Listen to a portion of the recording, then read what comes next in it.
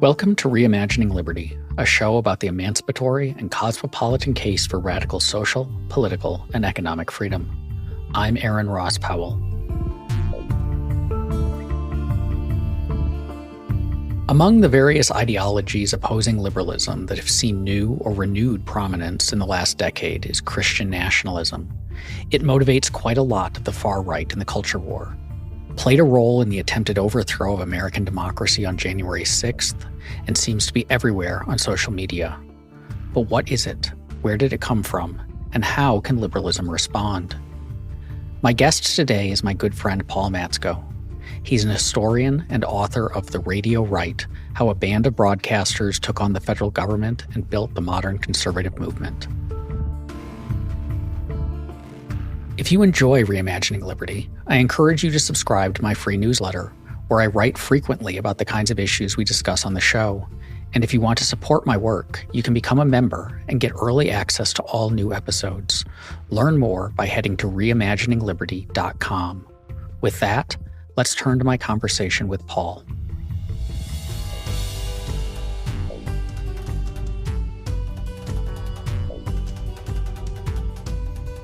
It used to be that calling someone a Christian nationalist was a pejorative, that it was not a label that people claimed for themselves.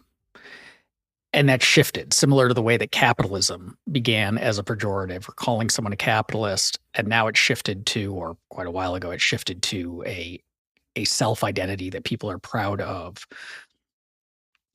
What's going on there? Why has Christian nationalism, that term, that label, that ideology, moved from something we call the people we don't like to something people that we might disagree with are proudly calling themselves? Yeah, good question. And there is a background to all this, which is, if you go back 20 years ago, go back to the second Bush administration, and you would find lots of critics of the Bush administration accusing him of being a theonomist or a Christian nationalist, or again, it was that epithetic use, and it was politically useful rhetoric. So if you can accuse someone of being a Christian nationalist, it's a way of putting them beyond the pale, and it's a term that they themselves would not ascribe to. I don't think George W. Bush ever called himself a Christian nationalist. So for a long time, it existed in that kind of epithet space. It really, the last 2 years, we've seen, you can actually watch the conversation happen on Twitter as people who would have once been called Christian nationalists but denied that fact now are embracing the label and saying, you know what? Yeah, I am a Christian nationalist, and that's good. And so there has been a shift that we've been able to kind of watch live on social media. And I think there's a couple of key factors. So first of all, there's the longue durée conversation about the declining status of Protestant in general, but especially evangelical Christianity. I think that also includes conservative Catholics. We can talk about the Harrison Butker speech, speaking of conservative Catholics, but of kind of evangelical or conservative Christianity has been declining in relative social status and in political power over the last 30, 40 years. And that's led to a sense of alienation expressed through, I think, a rejection of liberal assumptions about toleration, persuasion, civility, even democracy at this point. So that's the long, deep story. But very specifically, I think why now there's been this shift in self-identification as Christian nationalist. Frankly, I think it's as simple as Elon Musk bought Twitter, opened the Twitter jail, and flooded the platform with white supremacists and other far-right ideologues who were willing to think of themselves as Christian nationalists, to explicitly call for the overthrow of American democracy and the replacement with a Christian dictator, essentially, a formerly theocratic system. And so as a result, far-right discourse on Twitter and social media has kind of engaged in what you might call a purity spiral, where it's a conversation where the most extreme position wins the argument. It wins the most attention. It wins the most likes, and so on. And so you get this downward purity spiral towards the most extreme possible expression of a position. And so the most extreme possible expression of this argument about the role of religion in society is to say, you know what? I am a Christian nationalist. This should be a nation run by and for Christians. two conclusions we might draw from that, and I want to know if these are accurate.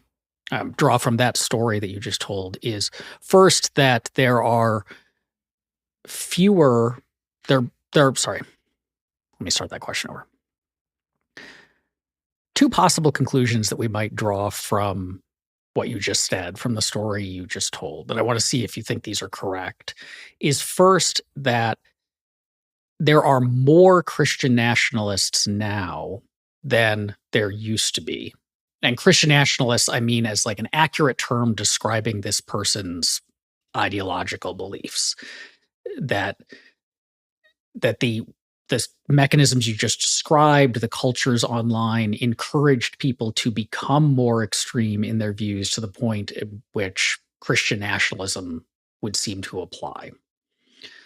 The other one, and these seem to be in conflict, is that this is largely performance. These people don't have necessarily Christian nationalist ideological beliefs, like in their internal heart of hearts. Rather, they are just playing it up for the likes and the retweets and the raged quote tweets on Twitter.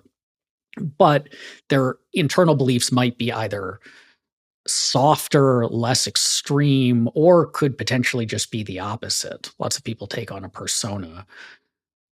Both seem plausible with the story you've told, but both don't seem like they can be true simultaneously. There's a third option there too, which is that so if you take Christian nationalism not just as a label of identity or as an epithet, as a term, you take it as a description of underlying belief. And there are different there are sociologists who have come up with ways of measuring beliefs that correlate to Christian nationalism.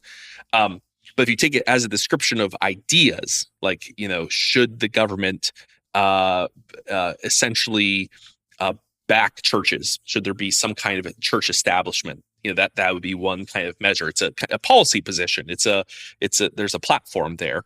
So if you take a bunch of those pieces of that platform and say that's Christian nationalism, I think there were folks who would not have identified as Christian nationalists, but had the underlying beliefs that predisposed them to being influenced into thinking of themselves as Christian nationalists. So I think there's also a there. But there has been some change. I mean, it's been interesting watching these debates online, in that there are folks who have changed their minds. So it's not just a matter of changing their label or identity. They actually would say, hey, I used to think that the way in which the church should avoid formal politics, the political process, but seeing what has happened in schools, on university campuses, as the left's long march to the institutions, to use a Christopher Rufo concept, as I've watched wokeness spread and take over American institutions, I've realized that approach was wrong. I was wrong that the church should be pietistic above it all, above the political fray. And so I think, yes, we should pursue a Christian. So there are people whose minds have been changed. It doesn't feel simply performative, I think, when you watch the people talking in this space. This would seem to be a variant of the story that I have told several times about the tension between wanting the world to be a particular way, in this case, wanting it to reflect a particular sense of Christian values and freedom or liberty. Because I think one way to take a step back and tell your story stripped of like the content of the beliefs is they were relatively pro-freedom, pro-liberty, less kind of hard authoritarian nationalist, when it was the case that the majority of people, or some sufficient quantity of people, were exercising their freedom in ways that aligned with their preferences. So basically, we don't need the state to step in, because in the absence of the state, people are already doing what I want them to do.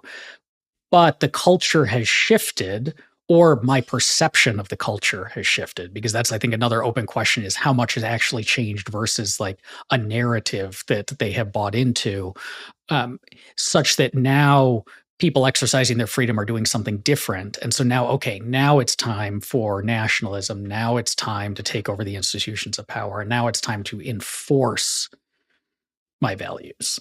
Yeah, no, there's absolutely something to that. And it also shows up in this regard, which is, I think most people, this isn't just true of, people of faith, but people have a relatively limited time horizon, awareness of where they sit in history.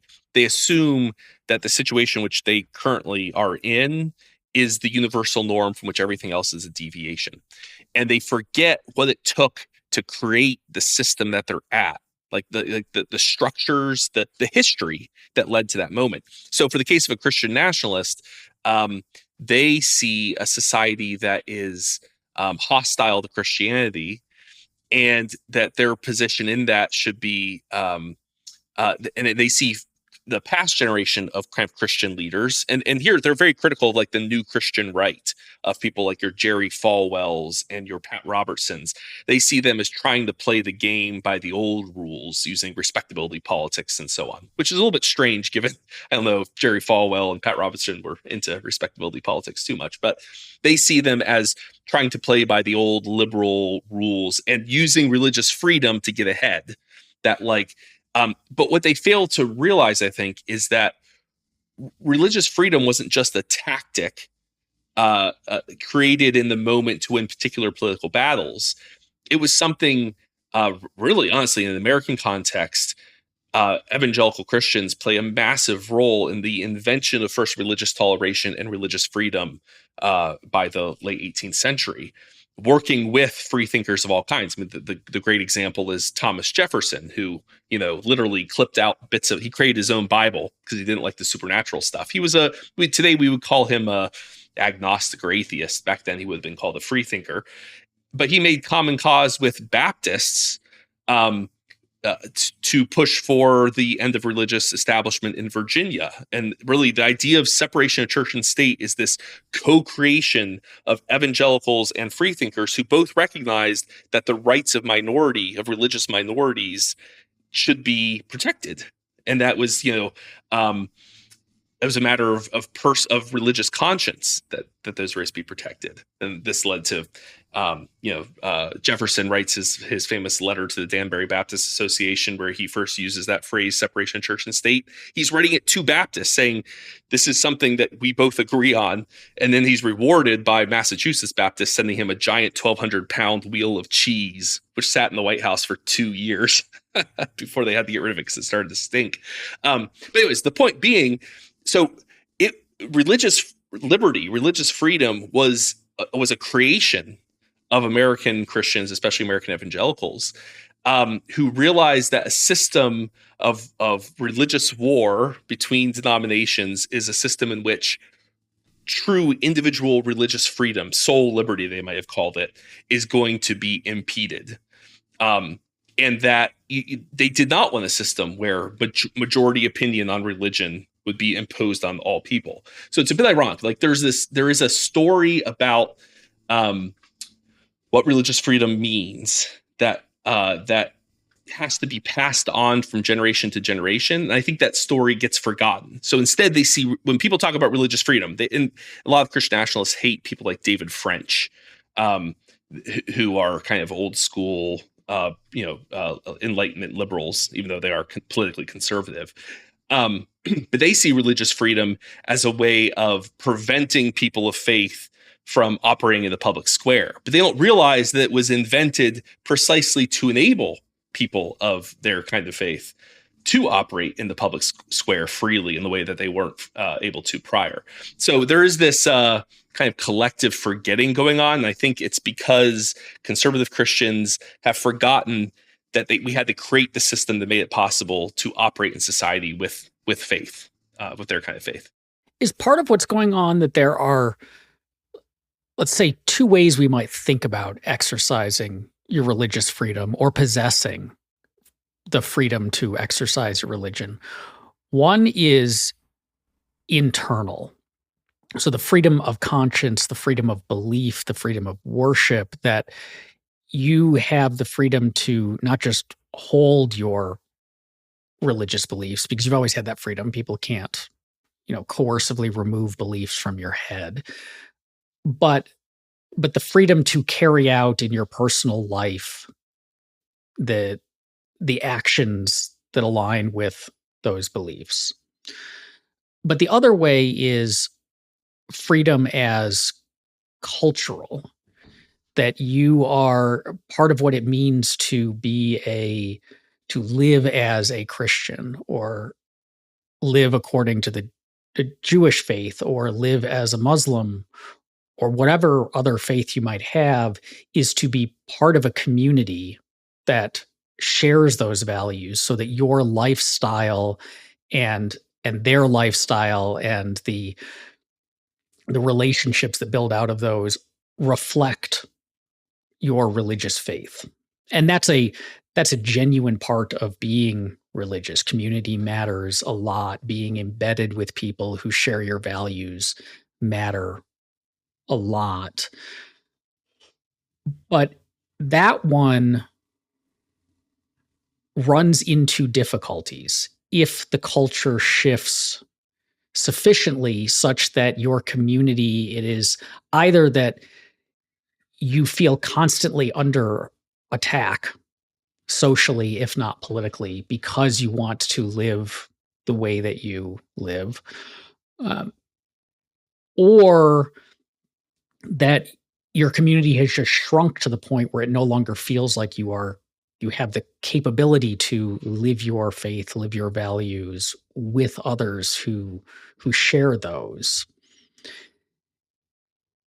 Is part of what's going on just that second one? That America is still by first world Western standards, it is a spectacularly religious place. We have not secularized in anywhere near the way that, say, Europe has.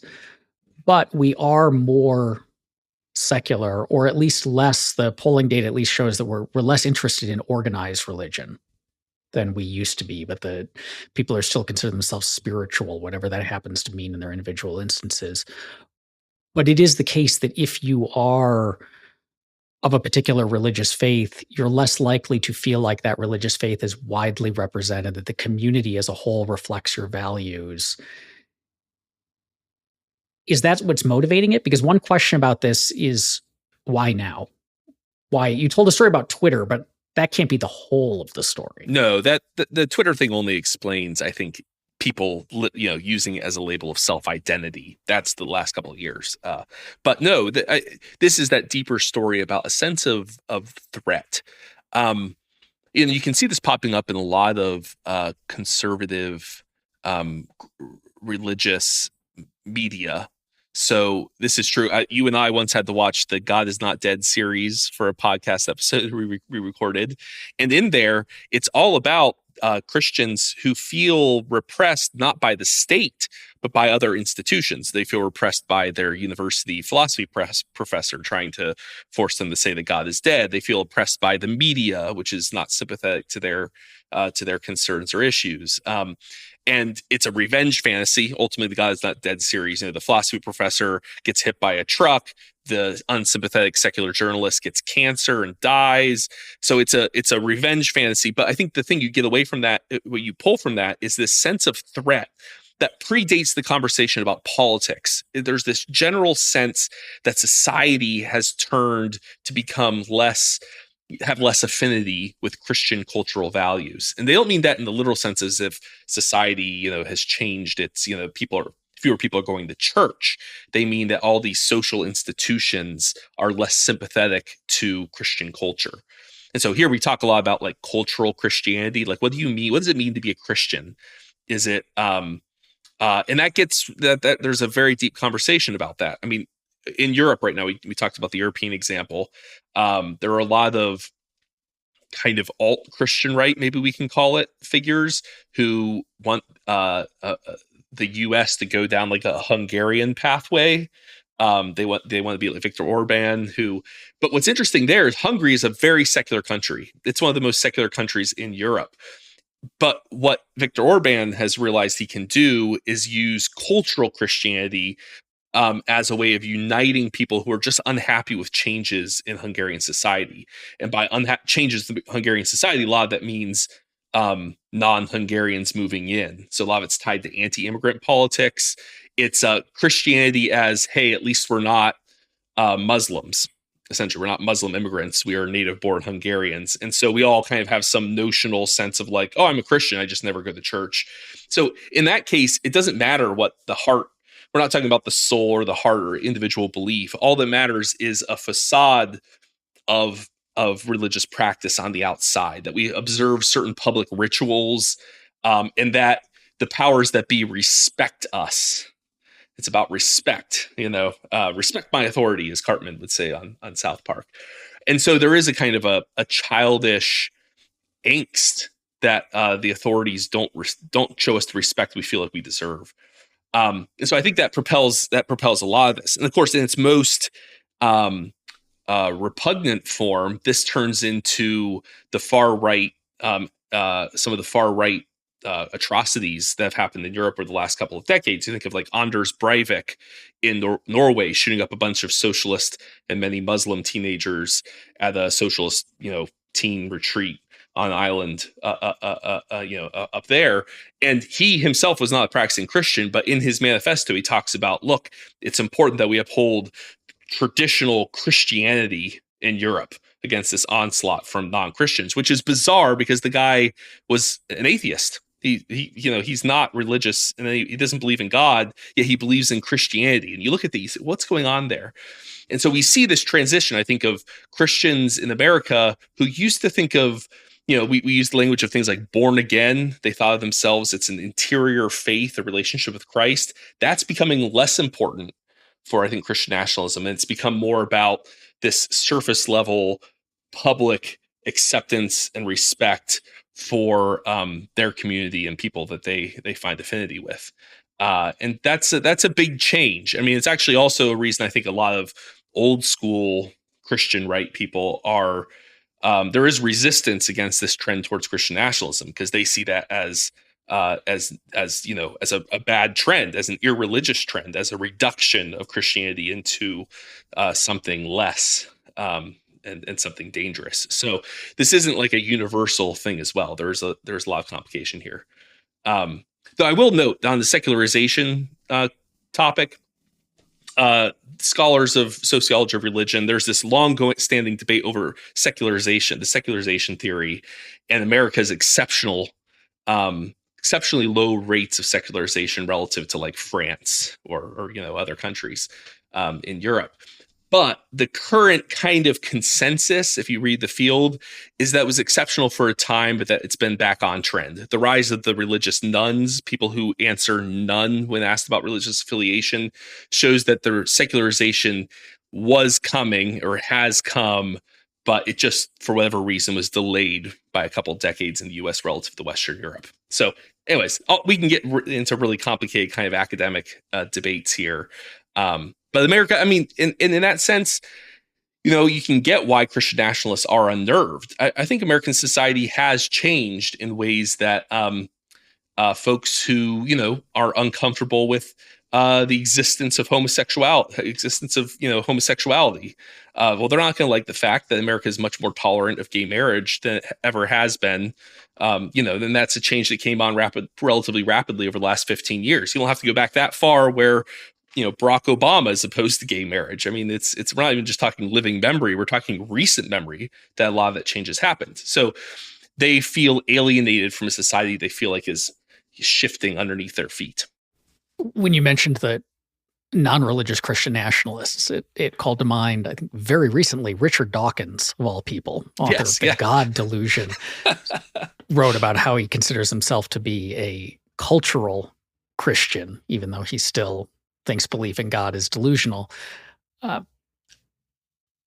guess one question I have, and this is a genuine one for you because I am entirely outside of contemporary evangelical circles. It was, you mentioned that podcast we recorded years ago on God's Not Dead. That was my first time, I think, ever watching an entire movie from kind of the like Yeah. evangelical Protestant filmmaking, and it was this odd and eye-opening experience. But how much of the culture that the Christian nationalists want to maintain, that the cultural Christians view as what it means to be culturally Christian, is Christian, is is derived from, is uniquely Christian versus a grab bag of cultural values and beliefs that they have then basically slapped a Christian veneer on. Because obviously the culture of Christianity has changed a lot. Like if you take someone who considers themselves to be very traditionally Christian in a cultural way right now, and you dropped them amongst the people palling around with Jesus before the crucifixion, or you dropped them amongst the Christian remnant in Rome, they would probably feel awfully uncomfortable with that culture. Or you put them in Europe in the 13th century, they would feel awfully uncomfortable with that culture. It's not what they have in mind, or even 100 years ago. And so it changes. It's not that there is this one thing. Culture is always dynamic. But there's also this sense that there are lots of very committed Christians in this country who do not share basically any of the cultural preferences that fall under what we would call Christian nationalism, or what cultural Christians mean. And those people are legitimately Christian, right? You're like, um, liberal Episcopalian is just as Christian as your conservative Baptist is. So where is this? Yeah. So where is this culture coming from, and is it, how Christian is it? It's interesting because every group of Christians likes to think that it is the epiphany. It is the final end state of a line of religious tradition that goes back really unerringly back to Jesus Christ himself in the 12. The Catholic Church is headed by Peter, ultimately, right? Our first pope is supposed to be Peter, and it's this unbroken line going straight back. And so it is very ordinary for Christians to think that they're the ones who are unchanged from the past. So I don't think they would agree with anything you said there. The idea that if you drop me in with the 12 disciples, they would think, oh, I just pal around, it would be great. I mean, we get along, there'd be no real cultural division. It would work out fine. But all the other Christians, they would have a problem. And so it's very ordinary for Christians to think of other groups, other denominations, other churches, as having problems with cultural syncretism would be the term, syncretic, that there's a synthesis being created between the cultural norms of a place and time and the faith once delivered, this true and that creates corruption in doctrine and in practice when cultural syncretism happens. But what Christians are very poor at doing is recognizing that we are constantly syncretic. Like there is no way in which we're not being pressured by, we exist in the culture in which we live. And so when it comes to things like if you look at just the history of American evangelicalism, it was very easy for American evangelicals in the antebellum period to reify, to ascribe, to sacralize of racist assumptions about the role of Black people in society and the support slavery.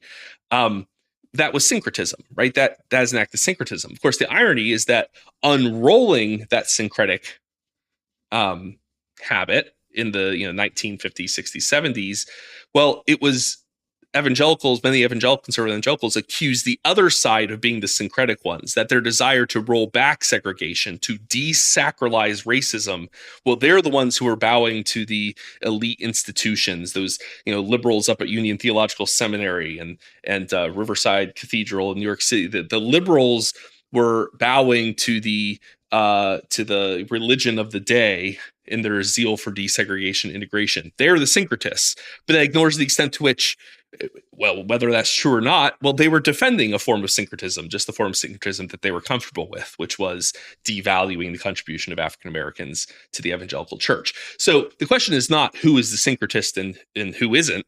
It's how are you as a Christian operating in a very real context in the real world, in a denomination with a history in the past? How are you being syncretic? How are you accommodating the cultural norms of your place and time? And so Christian nationalists will tend to think of themselves as the primitivists, the ones who are getting us back before we got corrupted by culture, and they fail to see how they are themselves participating in syncretism. So to give an example, like if you go and read Stephen Wolfe wrote a book called The Case for Christian Nationalism. I reviewed it for Reason Magazine. It's a very bad book. Won't go into the details here, but he ends with 38 aphorisms at the end of this. Really, most of it's a kind of blow-by-blow account of how you can justify, Christian, essentially a Presbyterian prince running the government and the church, based on obscure Reformation era theologians from 5 centuries ago. But at the end, he ends with 38 aphorisms for things like, if you want to be a warrior for Christ, and today, what in this Christian counter-revolution, what do you need to do? Well, you need to stop eating seed oils. You need to work out so you have high T levels. Get that testosterone up, baby. We need to fight against gynocracy, rule by women and the effeminacy.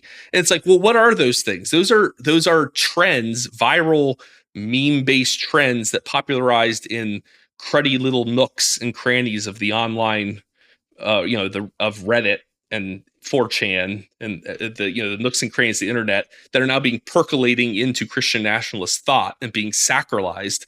That is syncretism, and it's particularly it's one that I find repugnant, right?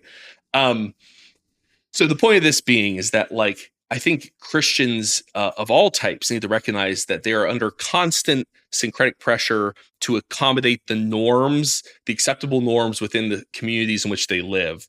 And they have a responsibility they should not pretend like they don't.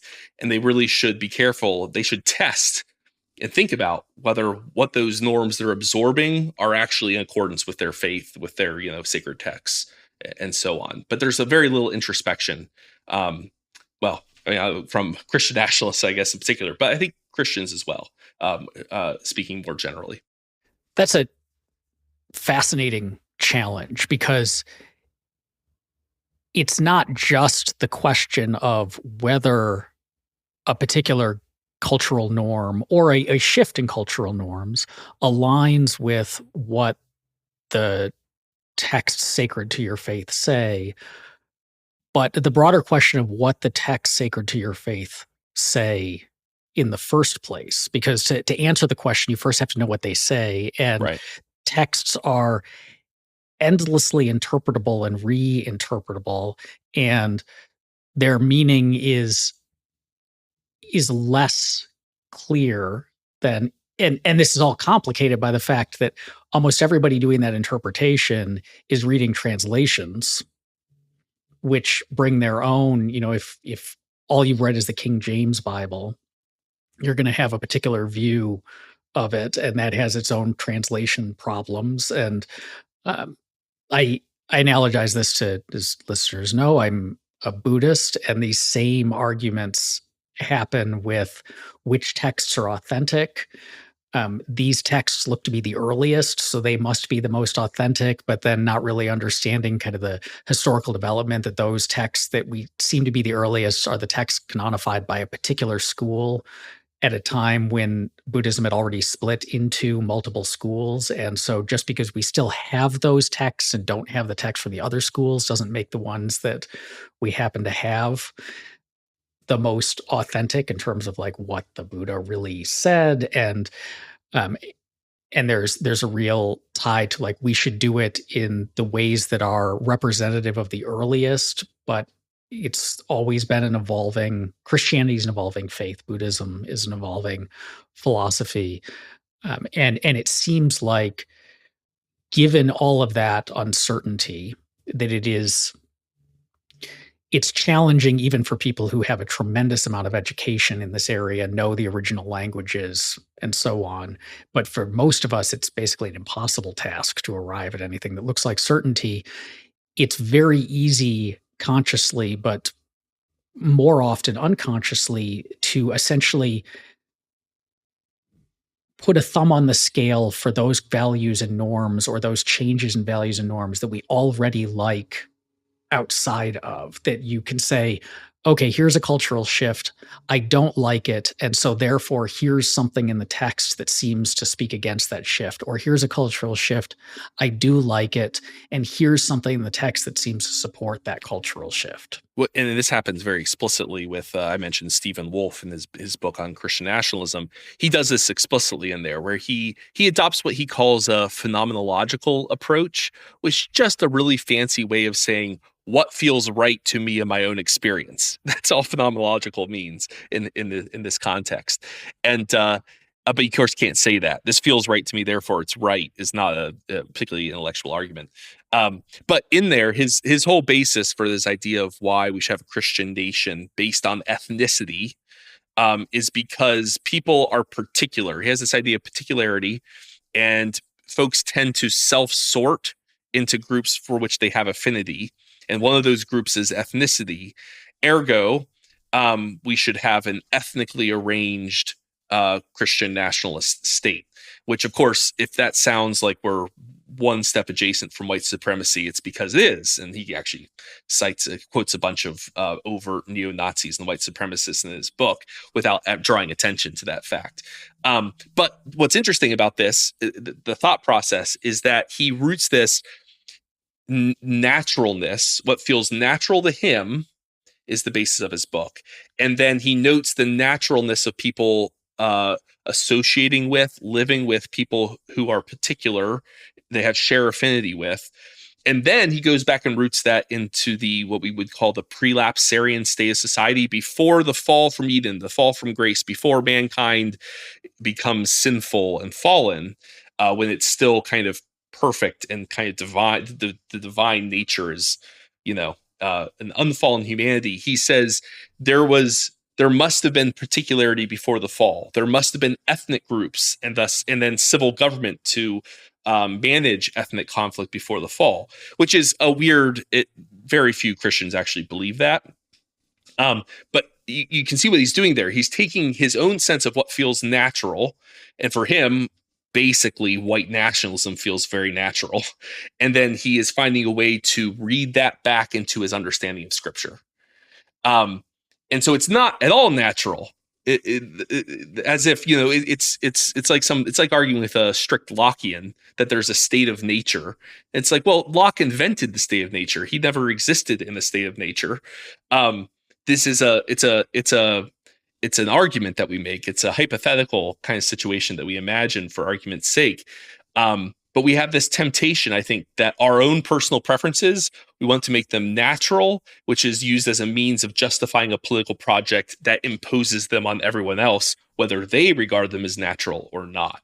And so I think there's a lot of that goes on, not just with Christian nationalists, but with, I think it's a kind of a human, natural human bent, is to assume that our own preferences are the natural ones and everyone else is the deviant.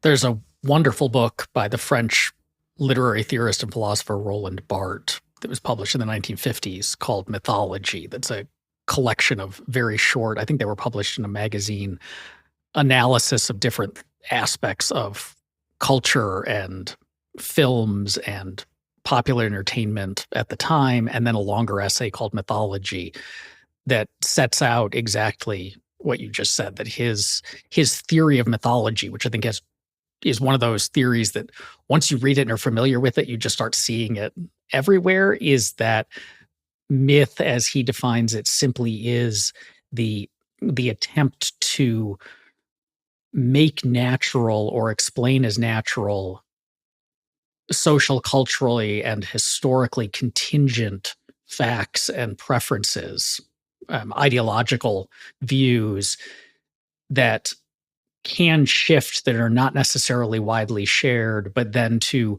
tell a story about how that differences between gender roles are a natural feature of our genetics, or racial differences are a natural feature of the world. And then the implication being that once something you can explain it as being natural, it is both good in the sense that we should try to keep it. We should not try to change it, because it's wrong to change natural facts about the world, or it's incoherent to try to change facts about the world. So it's good, and it's enforceable. That someone who rejects a natural fact of the world is either ignorant or crazy or trying to get away with something, and so we shouldn't give them space to do that. But the point, and it's the same point you just made, is that a great many of the things that we insist are natural are anything but. They're just contingent human constructions. I want to tie this to the kind of current social controversy over Harrison Butker, the Chiefs kicker, who gave a speech at Benedictine College, at a conservative Catholic college. And by conservative Catholic, which I do mean, Harrison Butker is a pre-Vatican II Latin Mass Catholic, which for those who move in Catholic circles know that's a very particular kind of movement.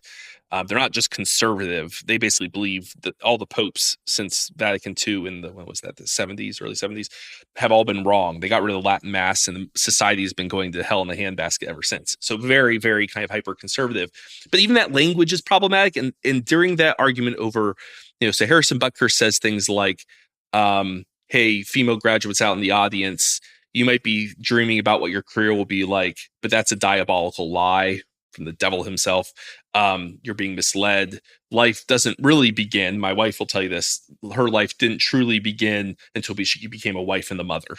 And she gave up her career, and she thinks that's the best thing that ever happened.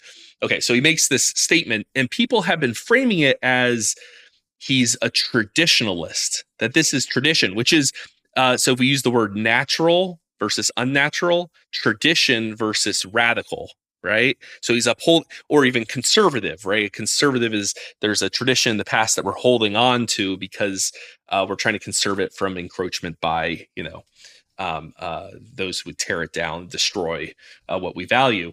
But the thing is that it's actually not traditional at all. And this is, I think, an important point, which is we frame this kind of thinking as they're the conservatives upholding tradition from change and disruption. But those things are actually themselves radical. If you go back and look at the actual history, they were the products of radical movements themselves. So, for example, the idea that a woman heterosexual woman should stay at home, should not be employed outside the house, should be a homekeeper.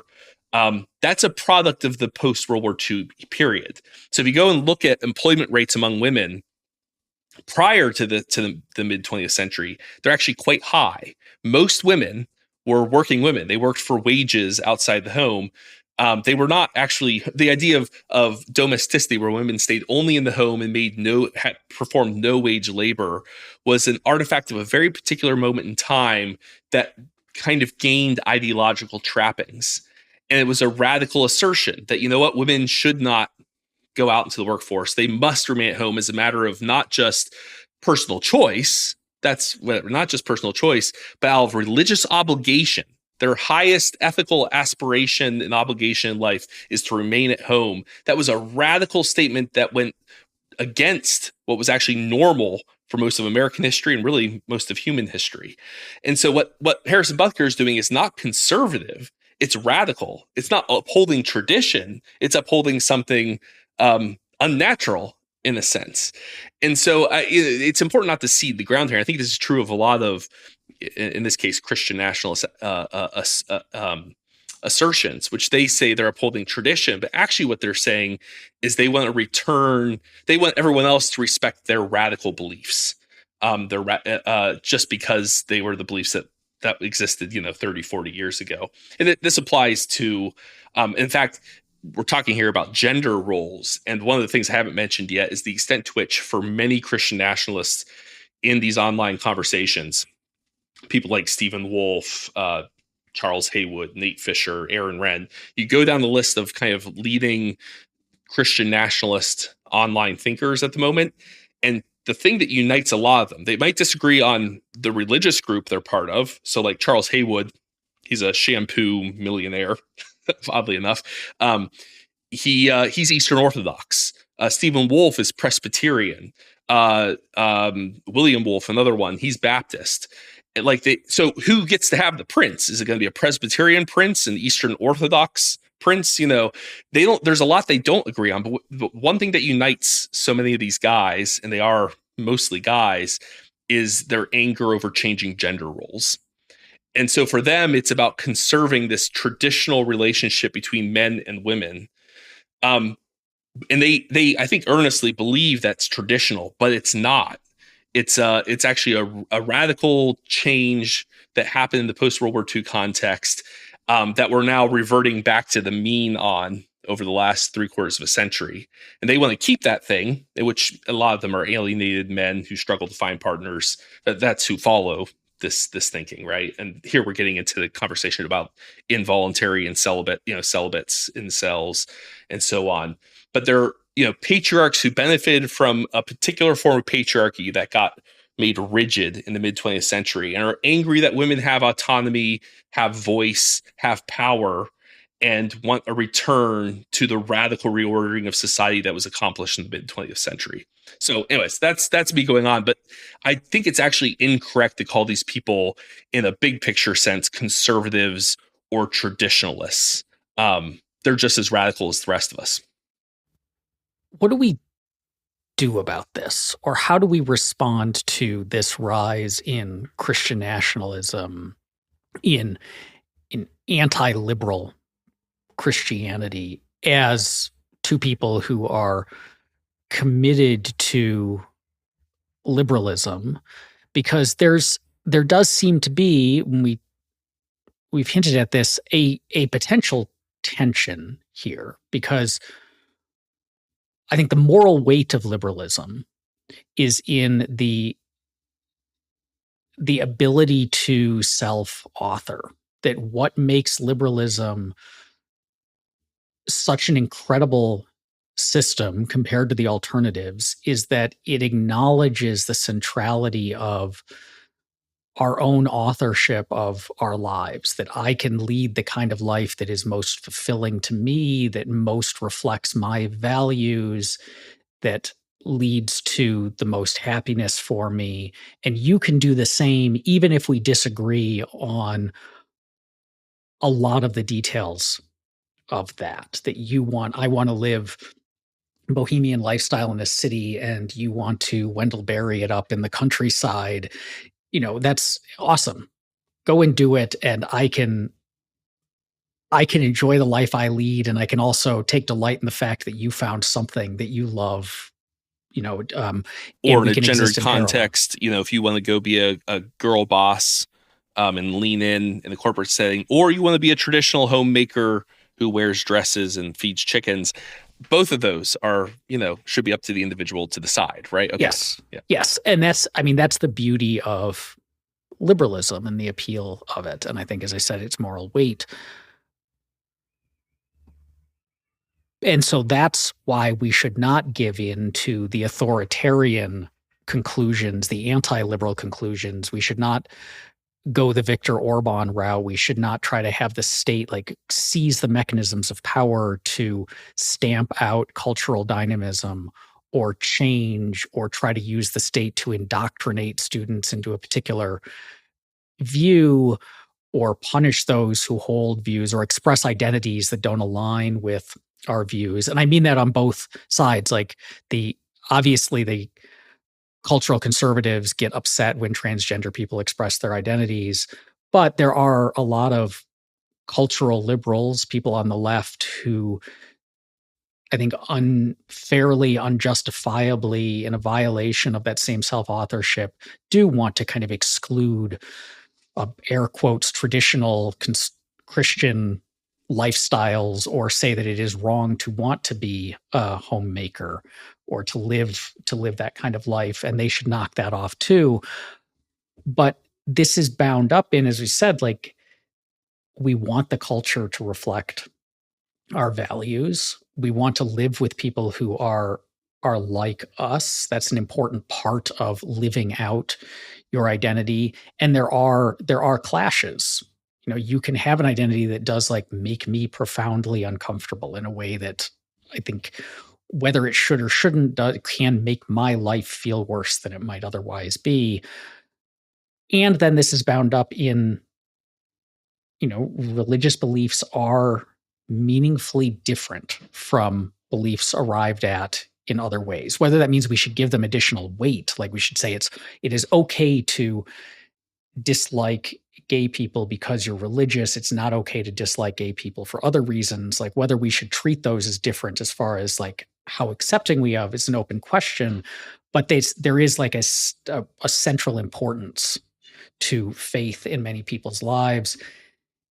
And so you can understand why, if they genuinely feel like the culture has left them behind, has turned against them, there's a real appeal in using mechanisms of power to try to bring it back in line. Yeah. I think that my response is twofold. I think the way of navigating that desire, I mean, and it's one that I think is very natural. Like you mentioned, we want other people to share our beliefs. We believe they're best for us, and we generally tend to be better if everyone agreed with us. So the question is, why don't we, use the state to impose? You can't really impose belief, but you can impose outward conformity to certain things. I think there's two things I'd point to. First is that toleration, religious toleration in this context, toleration is not sitting around the circle singing kumbaya. The word in Latin, tolerare, it means to bear a burden. That tolerating someone else who I disagree with and they disagree with me is hard to do. It's painful. It's an imposition. But why do we do it? Like, what is the source of toleration? Toleration is this very important concept that evolved over a matter of centuries in the late medieval and early modern period. Political toleration, religious toleration. Why do we allow people we disagree with to exist in the same society that we occupy? And we do it out of self-interest, because it turns out that if you limit rights and freedoms and opportunity to only people who you have very close affinity with, that's a very small number of people. And so you end up with essentially wars of religion, where whoever can build the most successful coalition imposes their views and behaviors on everyone else. And you get a very grim, destructive society of death and suffering and persecution. And so toleration evolves from the wars of religion as this idea of, look, I'll put up with this imposition, the fact that I don't agree with you on X, Y, and Z, and you don't agree with me, but we're going to make it work for both of our betterment and self-interest. I can operate in my way, you can operate in your way, and we'll tolerate each other. And it's a matter of kind of pragmatism in that sense, and hard-learned pragmatism, that without toleration, you end up in a very sketchy situation, a war of all against all. The other bit I would point to is that it's a matter of, speaking specifically to the Christian nationalists, it's a matter of I think religious principle, is that we forget the extent to which religious belief in the Bible is a matter of the heart, and that you can't force someone to have a changed heart. So now, if we redefine Christianity as a matter of external conformity, then, well, this doesn't matter. But most Christian nationalists are being pulled from evangelical backgrounds where they're taught that heart religion is the important part. The external conformity is less important than what you believe, what's going on here, your personal relationship with Jesus Christ. And the problem is that Christian nationalism, any attempt to force conformity, religious conformity on everyone, ends up degrading heart religion. So there's a quote from John Leland, who is one of those kind of fathers of religious freedom, the guy who sent the giant mammoth wheel of cheese to Thomas Jefferson. He wrote that these establishments, these state-imposed religious institutions, metamorphose the church into a creature which has a natural tendency to make men conclude that Bible religion is nothing but a trick of state. So you can use state power to force external conformity, in this case, an established church, an official, in Leland's instance, that was Anglicanism in Virginia, later Congregationalism in Massachusetts, where he pastored later on in life. It could be Catholicism in France. But one of the things that's a historical constant, if you look at places with established religions, those religions tend to become dead. External conformity, no heart to it. They are not places that are very evangelical. Evangelicalism flourishes best in societies where there is kind of a marketplace of religion, where people are free to worship and believe as they wish, where those rights are protected by law. Those are actually societies where evangelicalism, where heart religion performs the best. So if you want to kill Christianity, if what you really want is just nationalism, then Christian nationalism will get you there. If you want the Christian part, then you should get rid of the nationalism part. And that's just the kind of, I think, historical lesson that runs all the way back for the last 2 centuries. Thank you for listening to Reimagining Liberty. If you like the show and want to support it, head to reimaginingliberty.com to learn more. You'll get early access to all my essays, as well as be able to join the Reimagining Liberty Discord community and book club. That's reimaginingliberty.com, or look for the link in the show notes. Talk to you soon.